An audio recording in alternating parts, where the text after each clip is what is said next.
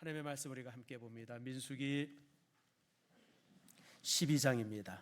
1절에서 3절 말씀까지 다 찾으셨죠? 우리 함께 1절에서 3절을 읽습니다. 다시 읽겠습니다. 모세가 구스 여자를 취하였더니 그 구스 여자를 취하였으므로 미리암과 아론이 모세를 비방하니라. 그들이 이르되 여호와께서 모세와만 말씀하셨느냐 우리와도 말씀하지 아니하셨느냐 하며 여호와께서 이 말을 들으셨더라. 이 사람 모세는 온유함이 주변의 모든 사람보다 더하더라. 아멘. 기도하겠습니다. 하나님 감사합니다. 좋은 일 많게 하신 것 참 감사합니다. 우리 하병준, 배경옥 두 분 성도님이 주의 교회에 등록해서 한 가족 되게 하심을 감사하고, 또 이제 우리가 참 혜진이가 이렇게 또 귀한 자녀 딸을 낳아서 이렇게 또 축복받게 하심을 감사합니다. 모두 새 생명입니다. 하나님의 교회의 생명이고 이 땅에 하나님께서 주신 생명, 하나님 복으로 함께해 주시고 아버지 하나님 영광 받아 주시옵소서. 오늘 이 시간 또한 우리가 말씀을 함께 나눕니다. 말씀이 우리 모두에게 은혜가 되게 하시고 말씀의 은혜 속에서 우리의 삶이 아름답게 만들어져 갈 수 있도록 복과 은총 내리워 주시옵소서. 특별히 사례 많으신 아버지 간절히 간구합니다. 성도들이 말씀을 들을 때 귀로 듣는 것이 아니라 가슴으로 듣게 하시고 가슴으로 듣는 말씀이 그의 삶을 변화시키고 새롭게 하는 은총 내리워 주시옵소서. 주 앞에 감사드리고 예수님의 이름으로 기도드립니다. 아멘. 우리 옆분들과 한번 인사합시다. 우리 먼저 이 표부터 한번 제청합니다. 샬롬, 샬롬. 자, 한번 옆 사람과 인사합니다. 샬롬의 복이 임하기를 바랍니다. 평안하기를 바랍니다. 설날 잘 쓰셨습니까? 저도 이렇게 보면 이제 나이가 들었다라고 하는 게 뭐냐면 뭐 감기나 이런 게 한번 걸리면 좀 오래 가는 것 같아요. 전주부터 조금 코가 맹맹하고 뭐 이러고 그러더니 이게 좀 아직도 좀 완전하지 않아서 여러분 좀 설교 들을 때 조금 코맹맹이 소리 같아서 좀 불편할 것 같습니다. 참 그래도 오늘 하나님께서 우리에게 함께 해주셔서 감사합니다. 제가 살면서 항상 갖는 참 이 뭐라 그래야 되나 조금 이 섭섭함이라 그래야 되나 뭐 찝찝함이라 그래야 되나 그런 게 항상 있습니다. 그게 뭐냐면 사람이 참 변하지 않는다는 거예요. 30년 전 40년 전에 만난 사람이 지금도 여전히 비슷하고 그 참 왜 이렇게 사람이 변하지 않을까. 근데 그게 제가 다른 사람을 봐서도 그렇지만 내가 나를 봐서도 참 안 변해요. 참 되게 안 변한다. 여러분 성령 안에서 우리가 새 사람이 되지 않습니까? 근데 참 사람이 안 변해요. 변하지 않습니다. 그래서 사실은 이제 우리 속담에도 그런 말 많잖아요. 뭐 머리 고문 짐승은 고쳐서 못 쓴다. 사람이 안 변하기 때문에 그래요. 또 이제 또 그렇기 때문에 우리가 누구를 변화시키려고 우리 결혼하면 이제 부부들이 서로 이제 이렇게 나름 이제 이렇게 서로 변화시키려고 그러잖아요. 근데 따라합시다. 안 된다. 죽어야 된다. 죽으면 변화시킬 수 있지만 살아있는 사람은 변화가 안 돼. 이게 왜 그러냐면요. 여기에는 몇 가지 중요한 이유가 있습니다. 사람은요, 이 내면에 두 가지가 이제 버티고 있어요. 하나는 성격이고 성품이죠. 성품이고 하나는 기질입니다. 이 기질이라고 하는 것은 그 사람이 태어날 때부터 가지고 태어나는 일종의 하드웨어입니다. 여러분이 만약에 휴대폰을 사면 폴더를 샀다든지 아니면 무슨 뭐 이렇게 무슨 무슨 노키아를 샀다든지 아니면 무슨 애플을 샀다든지 아이폰을 샀다든지 그런 기계가 일종의 이제 하드웨어입니다. 그래서 그거는 사람이 태어나면서 그런 하드웨어를 가지고 딱 태어나기 때문에 그거는 죽어도 변치 않습니다. 죽어도 변하지 않아요. 그리고 특별히 이제 또 이제 성장하면서 일종의 이 방어 기제 같은 게 있죠. 자라면서 삶의 여러 환경 속에서 이렇게 아주 어렸을 때 축적된 게 있어요. 그런 것이 쌓여지면서 그런 기질은 사람이 변하지 않습니다. 그래서 여러분들 사람의 기질을 변화시킨다고 하는 것은 거의 불가능합니다. 그러나 성품은 변화되어집니다. 성품은 왜 변화되어지면 그 기질에 의해서 만들어진 일종의 소프트웨어입니다. 살면서 이런저런 환경을 보면서 여러분 우리 자신을 보면 됐잖아요. 총각일 때 그 성품과 결혼했을 때 성품이 다르고 예수 믿기 전의 성품과 예수 믿은 이후의 성품이 달라져요. 그런데 그런 성품은 변화되어지는데 기질은 변화되지 않습니다. 그래서 오늘 이 시간에 이런 부분들을 우리가 이제 말씀을 통해서 우리가 이제 왜 그런가, 그리고 또 왜 또 성품이 바뀔 수 있는가, 이런 부분들을 말씀을 통해서 우리가 답을 얻는 그런 시간들을 갖기를 원합니다. 특별히 여러분들, 사람은 변하지 않지만 변해야 합니다. 보라, 우리가 무엇이 되었도다? 새 것이 되었도다 그러잖아요. 새 것, 새 존재가 되어지는 것이 믿음인데, 그럼 그 새 존재라고 하는 의미가 무엇일까? 이런 부분들도 시간이 되어지면 여러분들과 함께 이제 나누려고 합니다. 오늘 우리가 이제 민수기를 읽었습니다. 매년 우리가 이제 성경을 쭉 읽는데, 민수기를 읽을 때마다 참 뜻밖의 사건이 하나 있어요. 그게 바로 이제 오늘 우리가 읽은 이 사건입니다. 민수기는 여러분들, 이스라엘 백성들이 애굽에서 노예 생활을 하다가 이제 탈출을 했어요. 그리고 이제 탈출을 해가지고 시내산에서 이제 율법을 받고 바로 이제 가나안 땅에 들어가야 되는데, 그러지를 못하고 40년 동안 그 이제 그 광야를 방황을 하게 되어집니다. 거의 뭐 엄청난 시간이죠. 그런 40년간 방황의 기록이 민수기 1장부터 마지막까지의 내용입니다. 그래서 이제 이 기록을 보게 되어지면 백성들이 어떻게 살았는지, 무슨 문제가 있었는지, 그 다음에 하나님께서 만나를 어떻게 내리셨는지, 또 이제 메추라기를 왜 주셨는지, 그리고 또 이제 불기둥과 구름기둥이 어떻게 그들을 인도했는지, 또 하나님께서 회막에서 어떻게 성도들과 대화했는지, 이런 여러 사건들, 자자한 사건들이 쭉 기록되어 있는 것이 이제 민수기 전체의 내용이 되어집니다. 그런데 이렇게 민수기가 쭉 진행되다가 오늘 본문의 말씀에 아주 뜻밖의 사건이 하나 생겨지죠. 정말 뜻밖의 사건이에요. 그게 바로 뭐냐면 1절에 있는 말씀입니다. 자, 1절 말씀 같이 한번 읽어봅시다. 시작. 모세가 구스 여자를 취하였더니 그 구스 여자를 취하였으므로 미리암과 아론이 모세를 비방하니라. 이게 뭔 소리예요? 구스라고 하는 곳은 어떤 곳이냐면 에디오피아입니다. 에디오피아를 이제 구스라고 성경이 이제 말씀하고 있는데, 에디오피아는 그 이집트 밑에 있는, 그래서 항상 이집트인들과 이렇게 항상 서로 갈등이 많았었어요. 그래서 이 구스인인데, 제가 이디오피아를 한번 가봤습니다. 이디오피아를 가보면요, 이디오피아는 아프리카인이 아니에요. 흑인들의 모습이 있잖아요. 근데 전혀 이디오피아 사람들은 흑인들 같지 않아요. 피부도 아주 갈색이고, 그래서 그 이디오피아 사람들은 자신을 아프리카라고 말하지 않습니다.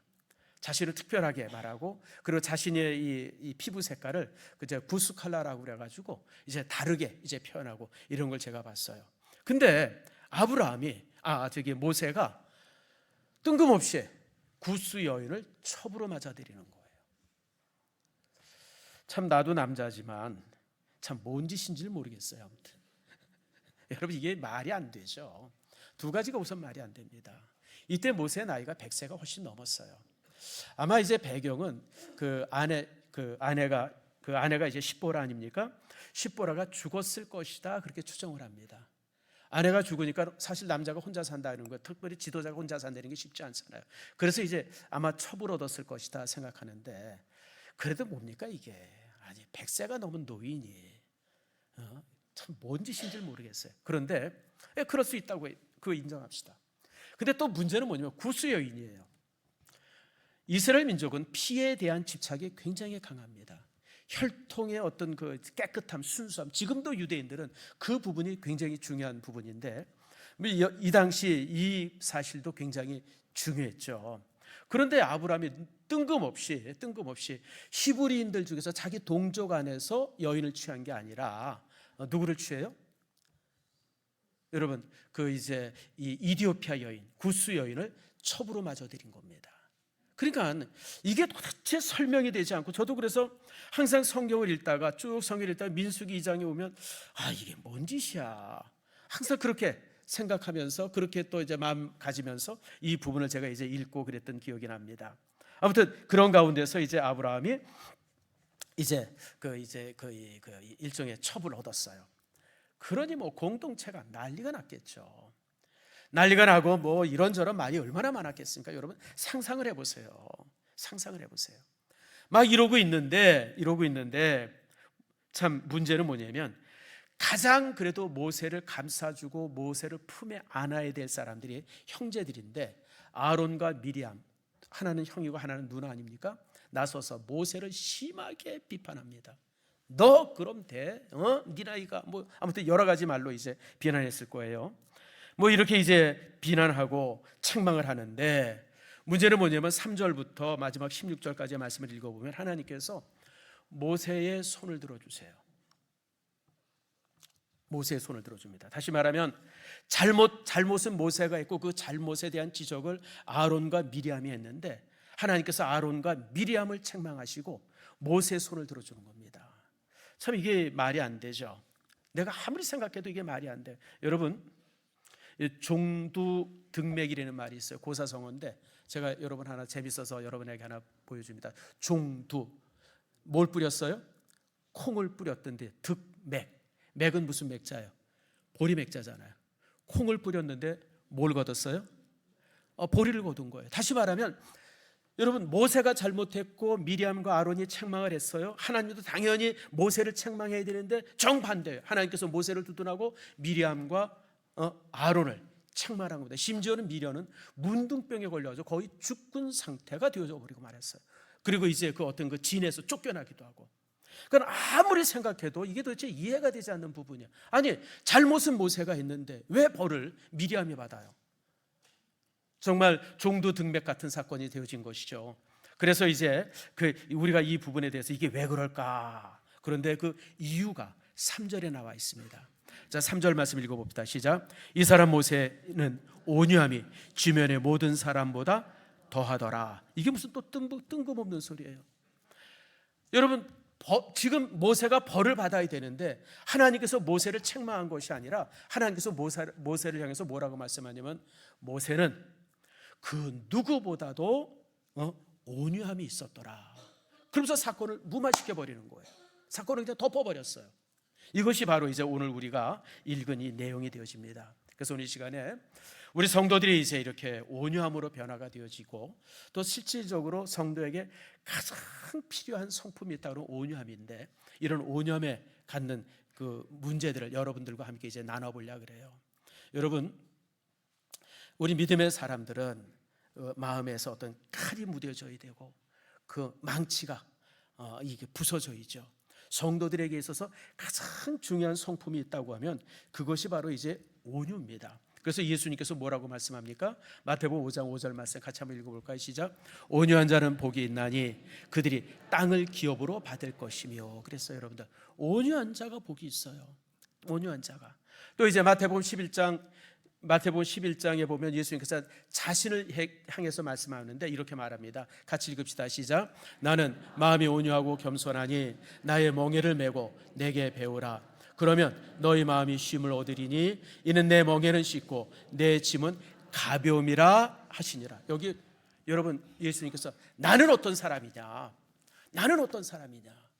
내가 어떤 사람이냐? 나는 온유하고 겸손한 사람이다. 자, 우리 옆 사람 한번 쳐다봅시다. 옆 사람 보세요. 나는 온유하고 겸손하다. 한번 얘기해 보세요. 시작.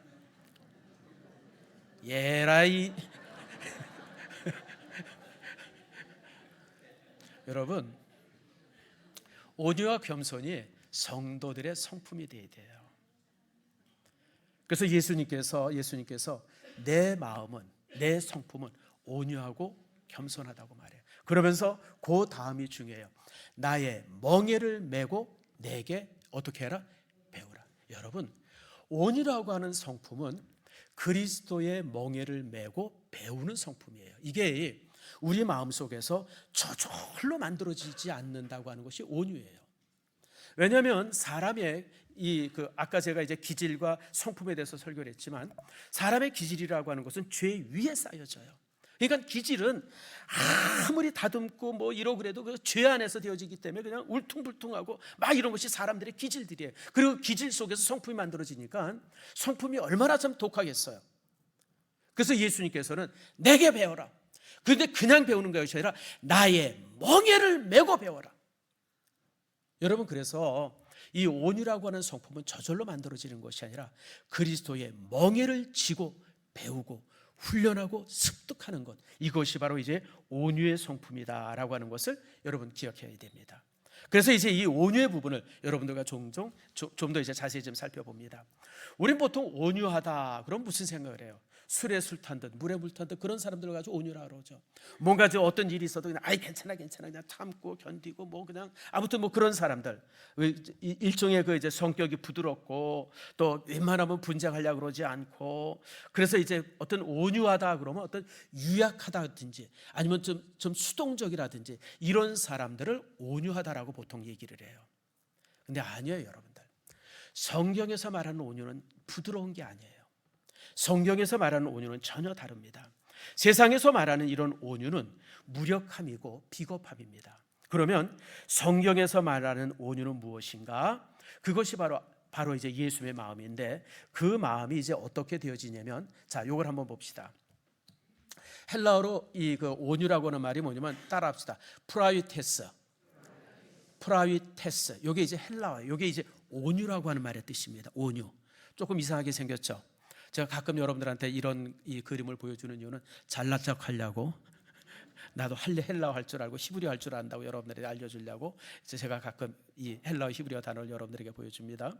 여러분, 이 프라우테스라는 말이 이제 온유라고 하는 뜻이에요. 근데 이 프라우테스의 원뜻이 뭐냐면 말이 길들여졌다 그런 뜻이에요. 말이. 여러분, 야생마가 얼마나 펄펄 뜁니까? 정신없이 펄펄 뛰잖아요. 그런데 그런 야생마를 잡아가지고 자갈을 물리고 얼굴에 이제 굴레를 씌우고 등짝에 이렇게 딱 얹어놓고, 그래서 이제 그 승마하는 사람이 그 말을 자기 마음대로 이렇게 이렇게 운전하고 다닐 수 있는 상태. 그게 바로 온유예요. 다시 말하면 온유라고 하는 것은 그 속에 힘이 강해요. 힘이 많아요. 그냥 펄쩍펄쩍 뛰는 힘이 있어요. 그런데도 불구하고 주인의 손에 꽉 쥐어져서 주인이 시키는 대로, 주인이 하려는 대로만 하는 것, 이게 바로 온유예요. 그러니까 온유는 단순히 말하는 부드러움이나 유약함이랑 전혀 거리가 멉니다. 온유라고 하는 것은 성령 안에서 내가 나를 자제시키고, 내가 하고 싶은 말들, 내가 생각하는 이런 모든 것들이 성령 안에서 지켜지고 이렇게 막아지고 이렇게 억눌려지는 것, 그것이 바로 성경에서 말하는 온유함입니다. 그러니까 여러분들, 온유라고 하는 것이 그저 그냥 착하고, 그저 그냥 뭐 누가 뭐래도 그냥 괜찮아, 뭐 아이 뭐 그럴 수 있지, 이게 온유가 아니에요. 내 안에 참 큰 힘이 있어요. 엄청난 에너지가 있어요. 그럼에도 불구하고 그 에너지를 다 이렇게 누르고 하나님 앞에 순종하는 것, 그거에 바로 온유입니다. 그래서 여러분들, 교회사를 보게 되어지면 순교자들이 참 많잖아요. 우린 보통 순교자 그러면 강한 사람일 것 같아요. 그냥 막 소리 지르고 그냥 뭐 죽음도 두렵지 않습니다. 막 이런 사람들이 순교자가 될 것 같은데 전혀 그렇지 않아요. 대부분의 순교자들을 살펴보면 언제나 온유한 사람이에요. 정말 가난한 사람 돌봐주고, 그 불쌍한 사람들, 장애자들 정말 가슴에 안고 울고 막 이러던 사람들이 대부분 순교를 합니다. 그러니까 온유라고 하는 것은 그냥 힘없고 약한 것이 아니라 그 안에 엄청난 강함이 있는데, 그 강함이 성령 안에서 통제된 사람들, 이런 사람들을 이제 온유하다라고 성경은 말하고 있습니다. 바로 이제 모세의 온유가 그런 겁니다. 여러분, 모세 보세요. 모세가 얼마나 사나운 사람입니까? 모세는요, 여러분들, 이 히브리인으로서 이 애굽 사람의 그 애굽 공주의 왕자로 이렇게 드려진 사람이에요. 근데 여러분 잘 아는 것처럼 히브리 사람과 애굽 사람들은 피부 색깔이 다르고 모양이 전혀 달라요. 히브리 사람은 우리 같이 동양인입니다. 그런데 이제 애굽 사람들은 어떤 사람이에요? 나름 갈색에, 이제 그 구순이랑 좀 비슷하긴 한데 갈색에 아프리카인이죠. 얼굴에 색깔도 다르고 체형도 다르고 다 달라요. 그런 곳에서 모세가 참 이렇게 왕자로, 공주의 아들로, 이렇게 양아들로 이렇게 택함을 받았으니 여러분, 그것이 얼마나 쉽지 않은 인생이겠어요. 그러다가 이 모세의 기질은 굉장히 강한 기질로 성장이 되어집니다. 왜냐하면 싸워서 이기고 취득해야 되기 때문에. 그리고 또 이제 본인이 히브리인이라고 하는 정체성을 알면서 자기 동족을 어떻게 하면 좀 구할 수 있을까, 뭐 이런 마음이 그 속에 가득했어요. 그러던 어느 날 모세가 나가서 보니까 이 애굽인 이 병졸이 히브리인을 막 때리고 막 그러는 거예요. 그런 것을 보고 분노해가지고 그 애굽 병졸을 때려 죽입니다. 그리고 이게 안 되겠다 싶어가지고 어떻게 합니까? 모래 묻어버리죠. 근데 이게 이제 여러 사람들이 보는 사건이 되어졌어요. 그래서 나중에 이제 이렇게 도망자가 되고 그러는데, 도망자가 돼서도 마찬가지예요. 미디안에 막 도망을 왔는데, 미디안이라고 그러면 홍해를 건너가지고 한참 가면 이제 거기가 미디안이거든요. 지금 이제 아라비아 사막, 그쪽이 이제 미디안입니다. 이제 그쪽에 이제 도망을 왔는데, 그쪽에 도망을 와서 이렇게 가서 보니까 우물가에 있는데 목동들, 남자 목동 여럿이, 여자 목동들은 막 희롱하는 거야. 여자 목동들이 이제 저녁에 이제 양에 물을 주려고 이제 이렇게 왔는데, 남자 목동들이 거기서 말입니다, 그냥 희롱하고 뭐 주니 안 주니 그냥. 그러니까 모세가 또 분연듯 일어나 가지고 그 남자 목동들을 그냥 아주 그냥 막 그냥 때려 가지고 쫓아내 버렸어요. 그래서 이제 그 집안에 이제 사위가 되어지죠. 그러니까 모세는 무력도 셌고 성질도 급했고 막 이랬던 사람이에요. 특별히 여러분, 모세는 또 어떤 면이 있었냐면, 여러분 잘 아는 것처럼 시내산에서 내려왔을 때 백성들이 이 금송아지 만들어 가지고 막 그랬을 때 어떻게 합니까? 손에 들고 있었던 십계명을 그냥 내팽개쳐 가지고 깨버려요. 여러분, 이게 말이 돼요, 안 돼요? 솔직히 이게 말이 안 되는 사건. 제가 설교하다가 성도들이 말 안 듣는다고 여기서 성경 찢으면 여러분 어떻게 하겠어요? 아마 그 다음날 바로 그 다음날도 안 될 거예요. 오후 되면 쫓겨날 거예요, 여러분들. 근데 그것과 똑같아요. 백성들이 말 안 듣는다고 모세가 그냥 거기서 하나님이 주신 십계명을 던져가지고 깨버린 거예요. 이건 도대체 어떻게 막아볼 수도 없을 정도로 이 기질이 정말 이 무서운 그런 모습이 되어졌죠. 그랬던 사람이 모세인데, 그리고 수십 년 후이 지난 이후에 이제 이 사건이 이제 생겨진 겁니다. 모세가 이제 처벌받게 되어졌고, 그러면서 이제 형제들이 이제 모세를 향해서 비난할 때, 오늘 모세가 전혀 그들에게 변명하지 않고 그냥 그대로 그 참는 그런 모습을 봅니다. 그랬을 때 하나님께서 모세를 이렇게 평가합니다. 따라합시다. 모세는 온유함이 지면의 모든 사람보다 더하더라. 이게 구역에는 승하더라 이렇게 돼 있었어요. 승하더라. 다시 말하면 주변의 모든 사람들보다 모세가 온유했다. 참 이 말씀을 이렇게 보면서 참 모세가 어떻게 변해됐을까, 이런 부분들을 여러분들과 이제 나누는 겁니다. 특별히 오늘 본문을 통해서 이제 분노를 한번 좀 살필 필요가 있어요. 자, 모세의 그 두 형제들이죠. 누나와 이제 아론, 형이 모세에 대해서 막 분노하지 않습니까? 어떻게 생각하면 정당한 분노입니다. 그렇잖아요, 여러분들. 여러분 동생이 결혼했는데, 아니 나이 많아가지고 100살이 넘어서 첩을 뒀어요. 근데 그 첩이 누구예요? 또 구수 여인이에요. 이건 야단마저 싸요, 여러분들. 아마 좀 젊었으면 종아리 맞을 수도 있어요. 그런데 이제 그래가지고 이제 그걸 통해서 막 책망하고 있는 장면을 이제 이렇게 보고 있습니다. 근데 성경은 우리를 향해서 분노하지 말라고 많은 말씀을 주세요. 왜 그런지 아세요? 분노는 많은 것을 잃어요. 그것이 정당한 분노라 할지라도 사람을 잃습니다. 저도 이제 저도 사실 옛날에는 참 성품이 굉장히 급하고 좀 그런 면이 있었어요. 근데 이제 참 그리스도 안에서 제가 참 많이 순화되어졌는데, 여러분 이 분노는 잃는 것이 많습니다. 친구를 잃고요, 가족을 잃고요, 또 심지어는 직장을 잃을 때도 있어요.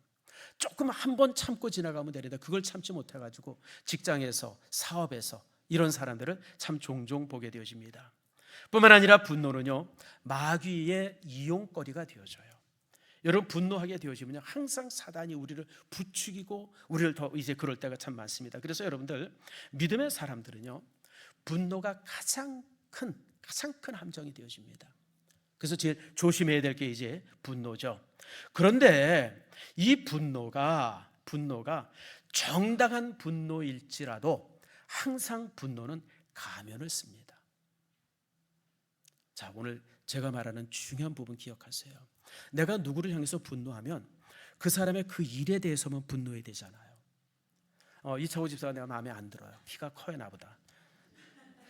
그냥 영 마음에 안 들어요. 그래서 내가 그걸 가지고 혹시 분노한다 그러면 그것만 지적하면 되잖아요. 근데 대부분의 분노가 그렇지 않습니다. 대부분의 분노는요, 항상 확장이 됩니다.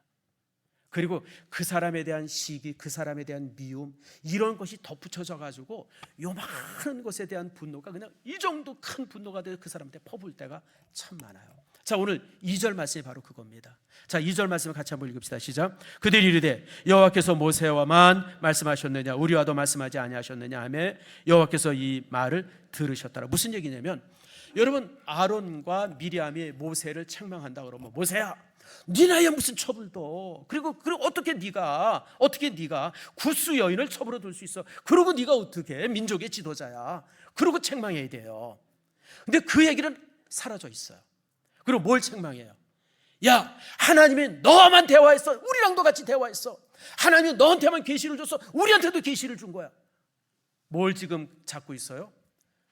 모세의 지도권을, 그걸 가지고 지금 시비하고 있는 겁니다. 여러분, 그래서 대부분의 분노를 보면 항상 가면을 씁니다. 가면을 써가지고, 이게 이제 그 사실이 아니라 지금까지 내가 그 사람을 싫어하고 미워하고 그 사람에 대해서 질투하고 이런 부분들이 그냥 그 어떤 한 요만한 문제 안에 그냥 확 덧집혀 써가지고 분노하게 되는 거예요. 이게 바로 뭐냐면 가면을 쓴 위장 분노입니다. 어떻게 생각하면 그래서 여러분들, 내가 누구로부터 비난을 받는다 그러면 둘 중 안에 하나예요. 잘 기억하세요. 어떤 사람이 나를 비난해요. 비난하면 첫 번째는 내가 잘못했을 때 비난받아요. 그건 당연히 받아야죠. 당연히 받아야 돼. 근데 문제는 뭐냐면 또 하나가 있어요. 내가 너무 잘했을 때도 비난을 받아요. 그러니까 여러분들이 누구로부터 비난을 받는데 내가 비난받을 일이 전혀 아닌데 비난을 받아요. 그럼 따라합시다. 내가 잘생겼나 보다. 여러분, 그렇게 생각하면 돼요. 그게 딱 맞아요, 여러분들. 나는 전혀 그 사람한테 그렇게 비난받을 일이 아닌데도 불구하고 그 사람이 나를 막 비난하면요, 따라합시다. 내가 잘했나 보다. 여러분, 그렇게 생각하면 맞아요. 언제나 사람들은 비난을 그렇게 합니다. 그래서 여러분들, 이 비난 앞에 여러분, 우리가 스스로 자신을 잘 보세요.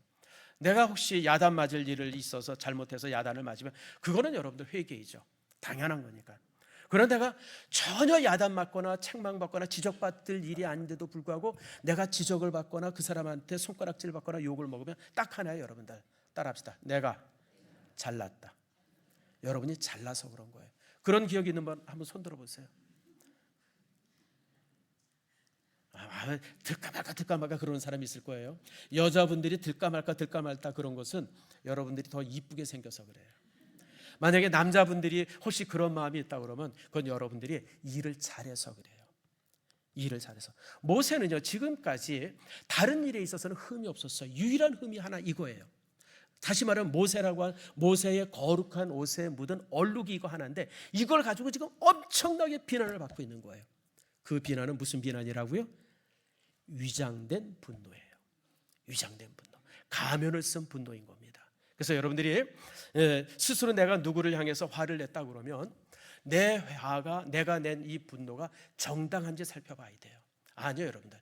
대부분의 분노가 정당한 분노가 없어요. 대부분의 분노는 보면 이렇게 가려져 있어. 가면이에요. 여러분, 솔직히 우리가 그렇잖아요. 누가 좋으면 뭔 짓을 해도 이쁘잖아요. 그래요, 안 그래요, 여러분들? 어떤 좋은 사람이 있으면요, 우리 이창호 집사님이 좋으면 무슨 짓을 해도 이쁜 거예요, 여러분들. 어디 가서 그 소리를 질러도 이쁘고 저쪽 가서 방뇨를 해도 이쁜 것 같고요. 여러분들, 이쁘면 무조건 다 이뻐요, 여러분들. 근데 그 사람이 싫으면요, 뭔 짓을 해도 싫습니다. 그게 인간 삶이에요. 그러니까 여러분들이 스스로 자신을 잘 돌봐야 돼요. 내가 누구를 싫어한다, 내가 어떤 사람의 그런 것에 대해서 눈에 가시처럼 보인다, 그거는요, 여러분들이 그 사람에 대해서 잘못 생각하고 있기 때문에 그래요. 그래서 여러분들, 그런 부분들이 회개. 오늘 미리암과 아론이 하나님으로부터 책망받은 건 다른 게 아니에요. 그들 속에 있는 마음의 근원을 하나님이 아신 거예요. 왜 그런지. 자, 그랬을 때 이제 모세가 이제 침묵을 합니다. 그리고 이제 변명하지 않죠. 자, 여러분, 이 부분도 참 좋습니다. 모세는요, 그 온유함으로 인해 가지고 변명하지 않아요. 제가 볼 때 우리 성도들이 꼭 가져야 될 자세 중에 하나가 이 변명의 부분입니다. 여러분, 우리가 어떤 일이 있어서 잘못하면요, 종종 변명할 때가 있어요. 따라합시다. 변명하면 이미 늦은 것이다. 변명하면 이미 늦은 거예요, 여러분들. 목사님, 내가 잘 설명했어요. 내가 정말 알아듣도록 설명했어요. 에이, 여러분들, 사람은요, 설명해서 이해되지 않습니다. 그게 사람이에요.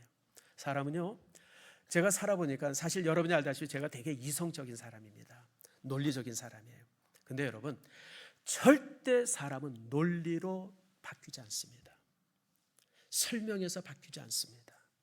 여러분, 부부싸움 해보신 분들, 내가 누구라고 얘기를 안 하겠어요. 아무리 밤새 아내를 설명해도 그 다음날 되어지면 어떻게 돼요? 다시 똑같아져요, 여러분들. 왜 그런지 아세요? 사람은 설명으로 바뀌는 게 아니에요. 사람은 오성, 감정으로 바뀌어요. 감정으로. 그러니까 어떤 문제에 대해서 저게 잘못이 있다, 저거 잘못인데, 그러고 딱 이렇게 인식이 돼버리면요, 아무리 설명해도요 사람은 거기에 동의가 안 돼요. 그래? 그랬구나. 그렇게 이해는 돼도 여러분 동의가 잘 안 되더라고요. 그래서 여러분들, 저는 제가 여러분들에게 부탁하는 것 중에 하나는, 이런저런 오해가 있거나 힘들고 있으면 그냥 설명하려고 애쓰지 마세요. 설명하려고 애쓰면 그때부터 더 꼬입니다. 오늘 모세는요, 자기가 잘못했죠. 야단 맞았어요. 그래도 불구하고 그런데 모세는 그 속에서 변명하지 않습니다. 왜 변명하지 않냐면, 입이 10개라도 할 말이 없기도 하지만 그러나 동시에 변명한다고 하는 것이 하나님 앞에 부끄러운 거예요. 하나님이 하시도록 하나님께서 판단해 주시고 하나님께서 결정해 주시고 하나님께서 그 부분에 대해서 응답하시기를 모세가 이제 기대한 겁니다. 그게 이제 온유예요. 할 말이 수없이 많고 변명할 거리가 수없이 많이 있을지라도 성령 안에서 그걸 자제하고 침묵하는 거예요. 그래서 여러분들, 온유함의 제일 첫 번째 덕목이 뭐냐 따라합시다. 침묵하는 것. 침묵하는 거예요, 여러분들. 말을 많이 하지 않는 겁니다. 여러분들, 우리는 어떤 문제가 있으면 서로 설명하려고 애쓰고 또 들으려고 애쓰는데, 여러분 그러지 마세요. 그런다고 바뀌지 않더라고요. 오늘 그러니까 모세는 자신이 설명하는 것이 아니라 하나님께서 결정해 주시기를 기대했던 거예요. 그래서 침묵했던 겁니다. 사람은 모두가 단점이 있고 약점이 있습니다. 저도 마찬가지예요. 저도 장점이 있고 단점이 있습니다. 우리 집사람으로부터 종종 제 단점이나 이런 부분들을 지적받을 때가 많아요. 여러분도 마찬가지죠. 근데 저는 제 살면서 단점을 고쳐보려고 참 애를 많이 썼는데 단점은 안 고쳐져요. 여러분, 그리고 단점은 하나 고치면 또 나와요.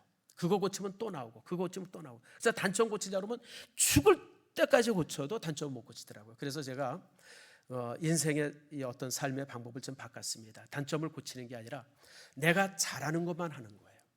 근데 내가 잘하는 걸 열심히 하다 보면 그 열심히 한 잘함을 통해서 단점이 감춰져요.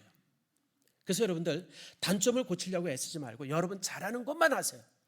잘하는 것만 열심히 하다 보면 여러분들이 더 잘해요. 그래서 옛날 김영삼 대통령이, 저분이 이제 마산 사람 아닙니까? 경제를 항상 뭐라 그랬어요? 갱제 그랬잖아요. 근데 그분이 죽을 때까지도 그걸 못 고치더라고요. 근데 여러분, 그분이 나름 정치를 잘하고 그러니까요, 갱제 그래도 하나도 이상하지 않아요. 근데 만약에 참 그 못된 사람이, 그 잘못된 사람이 갱제 그랬으면 얼마나 욕을 먹었겠어요. 그래서 제가 그때 그걸 보면서 단점이라고 하는 것은 고치는 게 아니라 장점을 잘하면 그게 가려지는구나. 제가 그걸 알았어요. 그런데 단점은 그렇게 넘어갈 수 있는데 문제는 약점이에요. 저도 그렇고 여러분들 그렇고 사람마다 약점이 하나씩 있습니다. 하나도 있고 둘도 있고 셋도 있을 수 있어요. 어떤 사람은 어떤 약점이 있을까? 여러분, 제일 많은 약점 중에 하나가 뭡니까? 열등감이잖아요. 우리가 열등감들이 얼마나 많습니까? 근데 여러분, 이 열등감이라고 약점이 있는데 그 약점을 고치지 않으면요, 평생 동안 그 마음속에 그런 어떤 짐이라든지 그런 어떤 그 무거움이라든지 그걸 가지고 살아요. 그래서 여러분들, 단점은 그냥 놔둬도 약점은 고쳐야 돼요. 제가 살아보니까요, 목회를 이렇게 하다 보니까 물질에 약점이 있는 사람이 있어요. 그냥 잘하다도 물질의 문제만 나오면 되게 민감한 사람들이 있어요. 이게 약점이에요. 또 어떤 사람은 이 건강에 약점이 있는 사람이 있어요. 참 이렇게 뭔가 좀 일을 해보려도 건강 때문에, 또 어떤 체력이나 취향에 약점이 있는 사람이 있어요. 심지어는 성적인 부분에도 약점이 있는 사람이 있어요. 여러분, 다윗 같은 사람의 대표적 케이스 아니에요?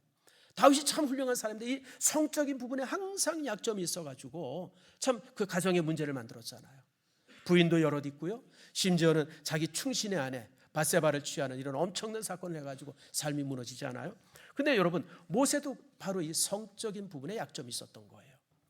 참 모세의 그 어떤 기질이라고 하는 것이 참 이렇게 막 그래서 그런가 보다라고 이제 넘어갔는데, 그 기질 뒤에 또 뭐가 있었냐면 성적인 부분에 약점이 있었던 겁니다. 이런 부분은 고쳐야 돼요. 고치지 않으면 그 약점이 나를 무너뜨립니다. 그래서 여러분들 속에 어떤 단점이 있거나 이런 것은 고치려고 애쓰지 마세요. 장점이 덥습니다. 그러나 약점은 고쳐야 돼요. 여러분들이 지금까지 살아왔던 삶을 삽시간에 무너뜨릴 수가 있어요. 그런 부분들을 많이 보죠. 여러분, 이 사울 임금 같은 사람 보세요. 그 사람도 나름대로 그 이제 약점이 있었죠. 교만이잖아요. 결국 그거 고치지 못하게 해서 어떻게 됩니까? 하나님으로부터 버림받잖아요. 여러분, 모세도 지금 이런 사건이고, 또 이제 다윗도 마찬가지고요. 이런저런 부분들이, 그래서 여러분들 이런 부분들 속에 여러분들이 이제 이 그 약점의 부분들을 기억하시길 바랍니다. 자, 그러면 이제 그랬던 이제 그 모세가 오늘 이렇게 이제 온유함으로 인해서 성품이 변화되어졌는데, 어떻게 이렇게 성품이 변화될 수 있느냐라고 하는 거죠. 여러분, 사실은 하나님께서 모세의 기질을 잘 사용하십니다. 여러분, 제가 아까도 말씀드린 것처럼, 처음에 말씀드린 것처럼 사람마다 기질이 있다 그랬잖아요. 태어날 때부터 가지고 나오는 기질이 있어요. 근데 여러분, 이 기질은 변하지도 않고 그렇기 때문에 하나님께서는 기질을 변화시키지 않습니다. 그리고 하나님께서는 기질을 사용하십니다. 여러분, 베드로 같은 사람 보세요. 베드로의 기질이 뭡니까? 급한 거잖아요. 그냥 말이 앞서는 거잖아요. 근데 여러분, 이 베드로의 기질을 하나님께서 너무너무 잘 사용하세요. 어떻게 사용하십니까? 베드로가 여러분 가이사라 빌립보에 예수님과 함께 이렇게 쉬러 갔다가 예수님이 제자들에게 묻지 않습니까? 사람들이 나를 뭐라 그러냐 그랬더니 그냥 베드로가 불쑥 나서가지고 뭐라 그래요? 주는 그리스도시요 살아계신 하나님의 아들이십니다. 최고의 신앙 고백을 누가 해요? 베드로가 해요. 급하죠. 베드로의 급한 성격이 베드로가 실수할 때도 있고 뭐 이렇게 그럴 수도 있지만, 근데 하나님께서는 그 기질을 기가 막히게 사용하세요. 또 하나는 어디에 있습니까? 여러분, 이제 마가의 다락방에서 성령의 놀라운 은사를 받지 않습니까? 예수님이 승천하시고 제자들이 모여서 수일 동안 열심히 기도했어요. 120명이. 근데 그렇게 기도를 열심히 하는데 어느 날 갑자기 어느 순간에 그냥 갑자기 성령이 그들 속에 확 임하는 거예요. 불같이 임해가지고 그냥 백성들이 그냥 그 제자들이 그냥 가슴에 뜨거워서 어쩔 뻔을 모르고 있어요. 이제 어떻게 해야 돼요? 이렇게 성령 받았는데 어떻게 해야 돼요? 제자들이 다 그러고 있는데 베드로가 그냥 불쑥 뛰어나가서 예수 그리스도를 전하는 복음 전도자가 되시잖아요. 하나님께서 베드로의 기질을 사용하는 겁니다. 그래서 여러분들, 기질은 하나님께서 우리를 사용할 수 있는 제일 좋은 도구가 되어져요. 그래서 여러분들이 가지고 있는 기질을 바꾸려고 이렇게 애쓰지만 그건 바뀌어지지도 않는 것이고 바꿀 수도 없어요. 그런데 성령 안에서 그 기질이 변화돼요. 여러분, 이 모세도 마찬가지예요. 모세도 그런 어떤 불뚝불뚝한 기질이 있었고 그냥 과격한 기질이 있었고, 그렇기 때문에 모세가 200만이나 가까이 되어지는 백성들을 이끄는 지도자가 될 수 있었던 거예요.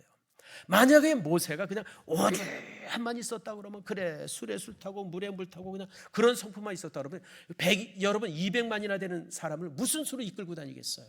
어림도 없죠. 근데 모세 안에 그 기질이 있어요. 강한 기질이 있어요. 그 기질 속에 백성들을 이렇게 이끌고 40년을 이끌고 다닐 수 있었던 겁니다. 그런데 그 기질만 가지고는 안 되죠. 하나님께서는 그 기질 속에서 모세의 성품을 다듬어 주십니다. 그 다듬어 주심이 온유함입니다. 그 온유함의 학교가 있어요. 그것이 바로 이제 광야입니다. 40년간 이제 그 바로의 성에서 그런 기질을 가지고 펄펄 뛰면서 살다가 이제 모세가 미디안 광야에 오지 않았습니까? 그 광야에서 하나님은 40년을 훈련시킵니다. 여러분, 성지순례 가보신 분은 알겠지만 광야라고 하는 곳은 아무것도 없어요. 적막해요. 짐승도 없어요. 여러분, 이런 숲에 가면요, 모기도 있고 파리도 있고 뭐 이러고 그런 거 있지만, 여러분 이 광야라고 하는 곳은 아무것도 없어요. 뜨거운 사막이에요. 그래서 그렇게 적막한 곳에 있다 보니까 하나님의 음성이 들려지기 시작해요. 또요, 여러분, 거기서는 결핍의 장소예요. 아무것도 먹을 게 물도 없고 뭐 빵도 없고 아무것도 없어요. 이런 결핍의 장소이기 때문에 매일 일용할 양식을 위해서 하나님 앞에 간구하지 않으면 단 하루도 살 수 없는 곳이 바로 광야예요. 뿐만 아니라 광야라고 하는 것은 정화와 성찰의 장소이기도 합니다. 자신을 바라보게 되어지고, 그러면서 이제 그런 스스로 자신을 정화시킬 수 있는 그런 곳이 되어지죠. 그래서 여러분들, 모세의 성품을 어디서 만들어졌느냐? 광야 학교에서 만들어진 겁니다. 거기서 그 강한 기질에 되어졌던 그런 어떤 강한 성품이 이제 거기서 깎여지고 다듬어지고 이러면서 이제 온유한 모습으로 변화가 되어진 것이죠. 모세의 온유함은 미디안 광야라고 하는 용광로 속에서 그의 혈기와 자아가 녹아내리면서 만들어진 그런 정금과 같은 성품이 되어지는 겁니다. 그러므로 성도 여러분, 우리가 이 땅에 사는 동안 광야를 경험할 때가 있어요. 여러분, 이게 참 어려운데요. 인생에 광야가 있을 수 있지 않습니까? 여러분, 저도 이제 그런 때를 경험해 보기도 했었고, 여러분들도 아마 이제 경험해 보셨을 겁니다. 뭐 어떤 때입니까? 사업이 안 돼가지고 쫄딱 망해서 그냥 진짜 끼니를 걱정하는 그런 상황이 되어졌을 때, 이게 이제 인생의 광야죠. 모든 사람들이 나를 떠날 수 있어요. 사람들이 나를 향해서 막 손가락질하고 별별 말을 다 해가지고 아주 외톨이가 될 때도 있어요. 내가 지금까지 쌓아왔던 삶의 부분들이 완전히 무너지는 그런 때도 있어요. 인생의 광야입니다. 그런데 여러분들, 이 인생의 광야를 내가 어떻게 지내느냐에 따라서 나는 폐인도 될 수 있고 정금과 같은 사람이 될 수도 있어요. 이 인생의 광야에서 그냥 자신의 삶을 다 버리고 망쳐버리고 무너져버리고 그냥 쓰레기같이 살면요, 그 사람은 여러분 폐인이 됩니다. 우린 주변에 그런 사람들 종종 보죠. 그런데 그 인생의 광야에, 광야 같은 인생 속에서 하나님을 만나고 하나님을 기도하고 그분에게 정말 진심으로 그분 앞에 엎드리고, 그리고 자신의 모난 부분들, 이런 부분들이 깎아지고 다듬어지고 이러면 정금과 같은 신앙으로 그의 삶이 변화되어지는 겁니다. 저는 여러분들이 이런 광야의 시절들을 아름답게 보낼 수 있기를 축복을 드립니다. 자, 이제 말씀을 맺습니다.